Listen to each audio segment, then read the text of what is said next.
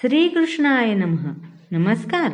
माझ्या think rich and positive या चॅनलमध्ये तुम्हा सर्वांचे मनापासून खूप खूप स्वागत आहे. आज आपण भगवद्गीतेतील 15व्या अध्यायाबद्दल चर्चा करणार आहोत. अध्याय 15वा पुरुषोत्तम योग. या अध्यायात परमपुरुष योग सांगितला आहे. श्लोकाने सुरुवात करू. ममैवांशो जीवलोके जीवभूतः सनातनः मनः षष्ठानि निंद्रियाणि प्रकृतिस्थानी कर्षति. याचा अर्थ आहे, बद्ध जीवातील जीव हे माझे सनातन अंश आहेत. बद्ध जीवनामुळे ते मनासहित 6 इंद्रियांशी कठीण संघर्ष करत आहेत. अध्याय प्रारंभ. श्री भगवान म्हणाले, असा एक शाश्वत वटवृक्ष आहे, ज्याचे मूळ वर आहे आणि शाखा खाली आहेत आणि पाने वैदिक मंत्र आहेत. जो या वृक्षाला जाणतो तो वेदांना जाणतो. भक्ती योगाच्या महत्वाविषयी विवेचन केल्यानंतर कोणीही प्रश्न विचारेल की मग वेदांबद्दल काय? या अध्यायामध्ये सांगण्यात आले आहे की वेदांचे प्रयोजन म्हणजे श्रीकृष्णांना जाणणे होय. म्हणून भक्तीमध्ये संलग्न झालेला कृष्ण भावनाभावित मनुष्य पूर्वीच वेदवेत्ता असतो. या ठिकाणी भौतिक जगताच्या बंधनाची तुलना ही वटवृक्षाशी करण्यात आली आहे. जो सकाम कर्मी आहे त्याला या वटवृक्षाचा अंतच लागत नाही. तो एका शाखेवरून दुसऱ्या शाखेवर, दुसऱ्यावरून तिसऱ्या असे नेहमी भटकत असतो. या भौतिक संसाररूपी वृक्षाला अंतच नाही आणि जो या वृक्षात आसक्त आहे त्याला मोक्षप्राप्तीची शक्यताच नाही. वैदिक मंत्र आत्मोन्नती करण्याकरता आहेत आणि हे मंत्र म्हणजे या वृक्षाची पाने आहेत. या वृक्षाची मुळे ऊर्ध्व दिशेने वाढतात, कारण या वृक्षाचा प्रारंभ ब्रह्मांडातील सर्वोच्च अशा ब्रह्मलोकापासून होतो. जर मनुष्याला या अविनाशी मोहरूपी वृक्षाचे ज्ञान झाले तर तो या वृक्षातून बाहेर पडू शकतो. सुटका होण्याची ही पद्धत जाणून घेतली पाहिजे. या भौतिक बंधनातून बाहेर पडण्यासाठी अनेक विधी आहेत. याचे वर्णन पूर्वीच्या अध्यायांमध्ये करण्यात आले आहे आणि 13व्या अध्यायापर्यंत आपण पाहिले की भगवत भक्ती हीच सर्वोत्तम विधी आहे. भक्तीचे मूलभूत तत्व म्हणजे भौतिक कर्मांपासून अनासक्ती आणि दिव्य भगवत सेवेप्रती आसक्ती होय. या भौतिक जगताशी असणारी आसक्ती भेदण्याची विधी या अध्यायाच्या प्रारंभी सांगण्यात आली आहे. या संसार रूपी वृक्षाची मुळे ऊर्ध्व दिशेने वाढतात. याचा अर्थ असा आहे की महत्त्वापासून या मुळाच्या वाढीला प्रारंभ होतो आणि ब्रह्मांडाच्या सर्वोच्च लोकापासून ते मूळ खाली येते. या ठिकाणाहून संपूर्ण ब्रह्मांडाचा विस्तार होतो आणि यामध्ये अनेक शाखारूपी विविध ग्रहमालिकांचा समावेश होतो.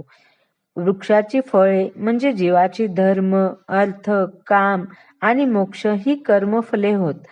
या जगामध्ये जरी फांद्या खाली आणि मुळे वर असलेला वृक्ष आढळत नसला तरी असाही वृक्ष अस्तित्वात असतो. असा वृक्ष जलाशयाच्या तीरावर आढळू शकतो. आपण पाहू शकतो की तीरावर असलेल्या वृक्षाचे प्रतिबिंब पाण्यात पडलेले असते आणि त्यामुळे वृक्षाच्या फांद्या खाली व मूळ वर असल्याचे आढळते.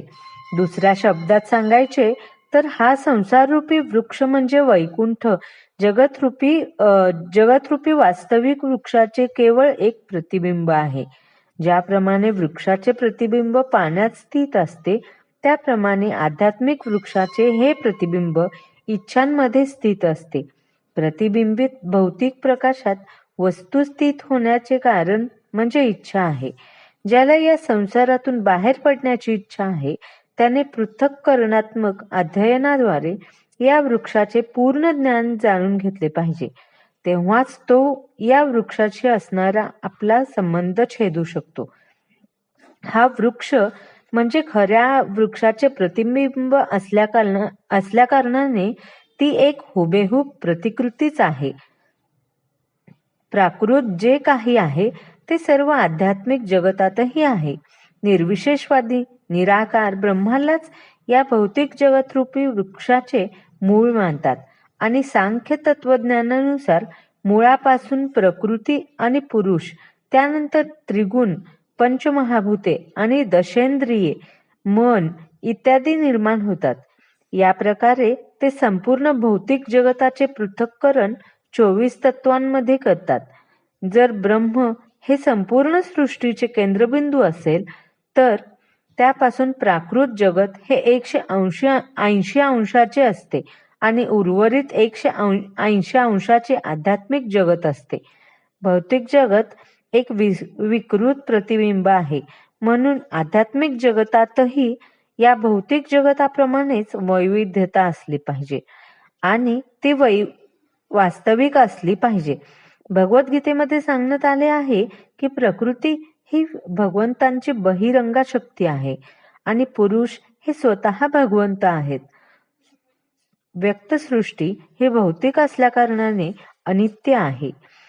कोणतेही प्रतिबिंब हे असत्य असते, कारण ते कधी दिसते तर कधी दिसत नाही. परंतु ज्या मूळ स्थानापासून प्रतिबिंब निर्माण झाले आहे ते स्थान शाश्वत आहे. वास्तविक वृक्षाचे हे प्राकृत प्रतिबिंब छेदले पाहिजे. जेव्हा मनुष्याला वेदवत्ता म्हटले जाते तेव्हा असे गृहीत धरण्यात आलेले असते की या भौतिक जगताची आसक्ती कशी छेदावी हे तो जाणतो. जर मनुष्याला आसक्ती भेदण्याची पद्धत माहीत असेल तर तो खऱ्या अर्थाने वेद जाणतो असे म्हणता येईल. तो वैदिक कर्मकांडांकडे आकृष्ट होतो. तो या वृक्षाच्या हिरव्यागार पानांमध्ये आकृष्ट झाल्याप्रमाणे आहे. त्याला वेदांचे वास्तविक प्रयोजन ज्ञात नसते. भगवंतांनी स्वतः सांगितल्याप्रमाणे हा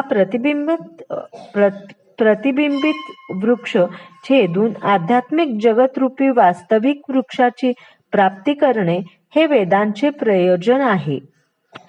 या वृक्षाच्या त्रिगुणांनी पोषण केलेल्या शाखा खाली आणि वर पसरलेल्या आहेत. याच्या डहाळ्या म्हणजे इंद्रिय विषय आहेत. या वृक्षाची मुळे खालीही पसरलेली आहेत आणि ती मानव समाजाच्या सकाम कर्मांशी बांधली गेली आहेत. या वृक्षाचे वास्तविक रूप या जगतात अनुभवता येत नाही. याचा आदी अंत आधार कोणीही जाणू शकत नाही.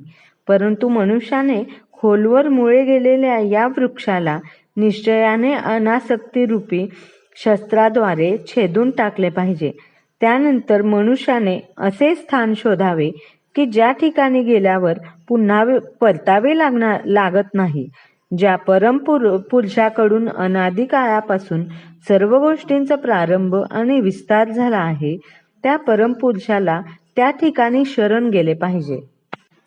जे खोटी प्रतिष्ठा, मोह आणि असत संगापासून मुक्त आहेत, जे नित्यत्व जाणतात, भौतिक वासनेतून मुक्त झाले आहेत, तसेच सुखदुःखांच्या द्वंद्वापासून मुक्त झाले आहेत आणि मोहरहित होऊन परमपुरुषाला शरण कसे जावे हे जाणतात, त्यांना त्या शाश्वत धामाची प्राप्ती होते.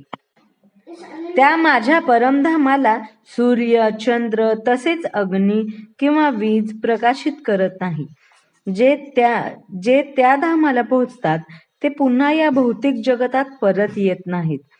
बद्ध जगातील जीव हे माझे सनातन अंश आहेत.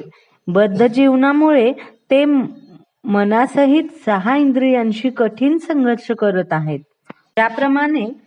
ज्याप्रमाणे वायू आपल्याबरोबर गंध घेऊन जातो, त्याचप्रमाणे भौतिक जगतातील जीव आपल्याबरोबर जीवनातील विविध संकल्पना एका देहातून दुसऱ्या देहात घेऊन जातो. अशा रीतीने तो एक प्रकारचा देह धारण करतो आणि पुन्हा दुसरे शरीर धारण करण्याकरता पहिल्या देहाचा त्याग करतो. अशा प्रकारे जीव दुसरे स्थूल शरीर धारण करून मनाशी केंद्रित झालेली कान, नेत्र, जिव्हा, नाक आणि स्पर्श इत्यादी विशिष्ट प्रकारची इंद्रिये प्राप्त करतो. अशा रीतीने तो एका विशिष्ट प्रकारच्या इंद्रिय विषय समूहाचा उपभोग घेतो. जीव आपल्या देहाचा त्याग कसा करतो तसेच प्राकृतिक गुणांच्या प्रभावामुळे तो कोणत्या प्रकारच्या देहाचा उपभोग घेतो हे मूर्ख लोक जाणू शकत नाहीत. परंतु ज्याला ज्ञानचक्षु आहेत तो हे सर्व पाहू शकतो.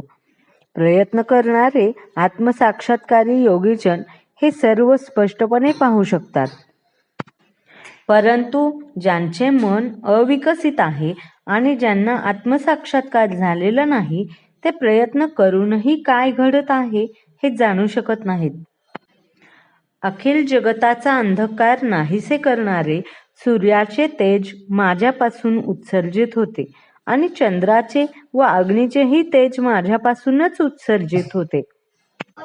मी प्रत्येक ग्रहलोकात प्रवेश करतो आणि माझ्या शक्तीद्वारे ते आपल्या कक्षेत स्थित राहतात. मीच चंद्र होऊन सर्व वनस्पतींना जीवन रसांचा पुरवठा करतो. सर्व प्राणीमात्रांच्या देहामधील जठराग्नी मी आहे आणि 4 प्रकारच्या अन्नाचे पचन करण्याकरिता मी प्राण आणि अपान वायूशी संयोग साधतो. मी प्रत्येकाच्या हृदयात स्थित आहे आणि माझ्यापासूनच स्मृती, ज्ञान आणि विस्मृती होतात. सर्व वेदांद्वारे जाणण्यायोग्य मीच आहे. निस्संदेह मी वेदांताचा संकलक आहे आणि वेदांचा ज्ञाताही मीच आहे. च्युत म्हणजे क्षर आणि अच्युत म्हणजे अक्षर असे जीवांचे 2 वर्ग आहेत. भौतिक जगतात सर्व जीव च्युत असतात आणि आध्यात्मिक जगतातील प्रत्येक जीवाला अच्युत असे म्हटले जाते. या 2 व्यतिरिक्त एक परमपुरुष परमात्मा आहेत जे स्वतः अव्ययी भगवंत आहेत आणि तेच त्रिलोकांमध्ये प्रवेश करून त्यांचे पालनपोषण करत आहेत. मी च्युत आणि अच्युत यांच्याही अतीत, दिव्य आणि सर्वश्रेष्ठ असल्यामुळे जगतामध्ये तसेच वेदांमध्ये पुरुषोत्तम म्हणून प्रसिद्ध आहे. जो मला संशयरहित होऊन पुरुषोत्तम भगवान म्हणून जाणतो तो सर्वज्ञ होय. म्हणून हे भारता, तो माझ्या भक्तीमध्ये पूर्णपणे संलग्न होतो. जीव आणि परम सत्य यांच्या स्वरूपाविषयी अनेक तात्विक तर्क आहेत. आता या श्लोकामध्ये भगवंत स्पष्टपणे सांगतात की जो भगवान श्रीकृष्णांना पुरुषोत्तम म्हणून जाणतो तो वस्तुतः सर्वज्ञ आहे आणि अपूर्ण ज्ञानी आहे. तो परम सत्याविषयी केवळ तर्कच करत राहतो, परंतु परिपूर्ण ज्ञानी आणि मौल्यवान वेळ व्यर्थ न दवडता प्रत्यक्ष कृष्ण भावना भावित भगवत भक्तीमध्ये संलग्न होतो. संपूर्ण भगवद्गीतेत याच तथ्यावर पदोपदी जोर देण्यात आला आहे. तरीही भगवद्गीतेवरील अनेक दुराग्रही भाष्यकार परम सत्य आणि जीव यांना सर्वच बाबतीत एकरूप असल्याचे मानतात. हे निष्पाप अर्जुना, हा वैदिक शास्त्रांचा परमगुह्य गाभा आहे आणि तो आता मी तुला प्रकट केला आहे. जो कोणी हे जाणेल तो बुद्धिमान होतो आणि त्याच्या प्रयत्नांद्वारे सिद्ध होतो.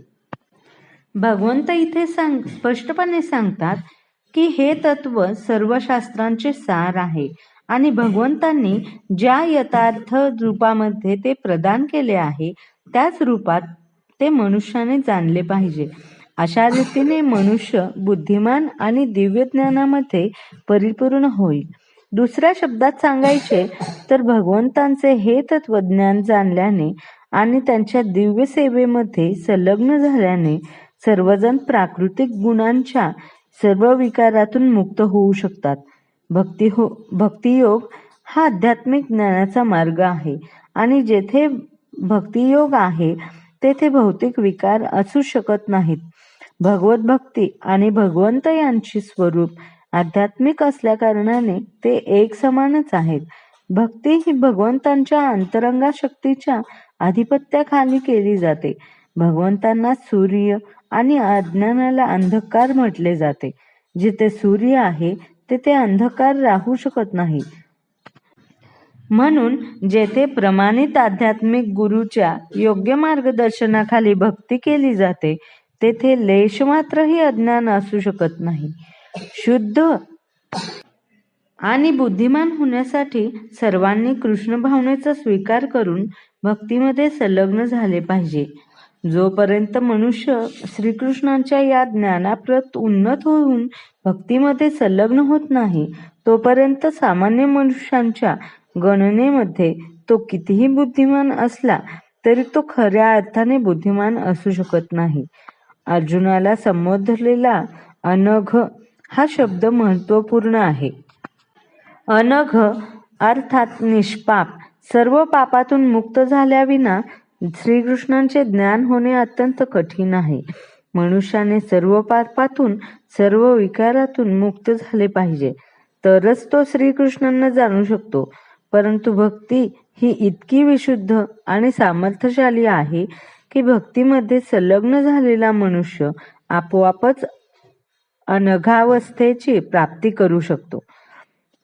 शुद्ध भक्तांच्या संघामध्ये पूर्णपणे कृष्ण भावनामय होऊन भक्ती करत असताना मनुष्याने काही विशिष्ट गोष्टींचा समूळ विनाश करून त्यावर विजय मिळवणे आवश्यक आहे.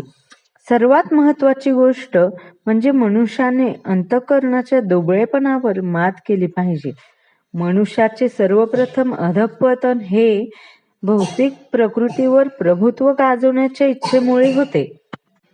यामुळे तो भगवंतांच्या दिव्य प्रेममयी सेवेचा त्याग करतो. अंतःकरणाचा दुसरा दुबळेपणा म्हणजे मनुष्याची भौतिक प्रकृतीवर स्वामित्व गाजवण्याची प्रवृत्ती वाढली की पदार्थामध्ये आणि पदार्थांचा संग्रह करण्यामध्ये तो आसक्त होतो. भौतिक अस्तित्वाच्या समस्या या अंतःकरणाच्या दुबळेपणामुळे निर्माण होतात. या अध्यायातील पहिले 5 श्लोक अंतःकरणाच्या दुबळेपणातून मुक्त होण्याच्या विधींचे वर्णन करतात आणि उर्वरित अध्यायामध्ये 6व्या पासून ते शेवटच्या श्लोकापर्यंत पुरुषोत्तम योगाचे वर्णन करण्यात आले आहे. भगवद्गीतेचा हा अध्याय 15वा पुरुषोत्तम योग आपल्याला जीवनाचे सर्वात खोल तत्व सांगतो. या अध्यायात भगवान श्रीकृष्णांनी जगाला एका उलट्या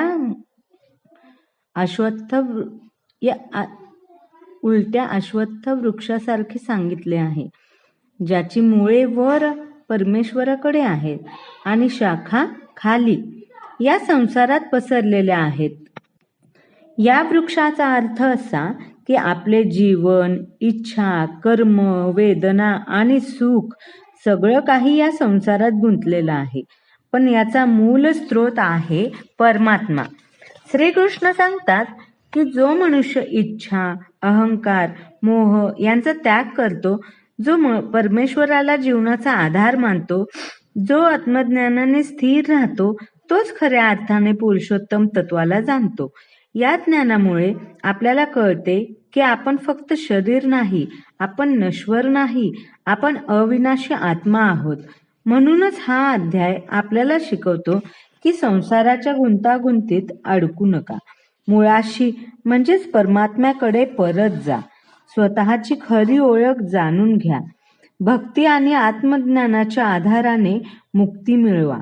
शेवटी श्रीकृष्ण स्पष्ट करतात की जो पुरुषोत्तम तत्वाला जाणतो तोच खऱ्या अर्थाने सर्वश्रेष्ठ पुरुष आहे आणि तोच मोक्षाला प्राप्त ठरतो. संसाराचे तात्पर्य समजून आत्मज्ञानाचा प्रकाश घेऊन आपण परमेश्वराशी जोडले गेलो की जीवनाचे सर्व प्रश्न संपतात. अध्याय समाप्त. श्रीकृष्णार्पणमस्तु. मी आतापर्यंत 18 अध्यायांपैकी 15 अध्यायांची चर्चा तुमच्या बरोबर केली आहे, पण ती चर्चा तुम्हाला कशी वाटते हे मला कळेल जर तुम्ही मला कमेंट केल्यात तर. त्यामुळे माझ्या चॅनलला जास्तीत जास्त शेअर करा आणि सांगा की ही चर्चा तुम्हाला कशी वाटली. लाईक करा. खूप खूप धन्यवाद.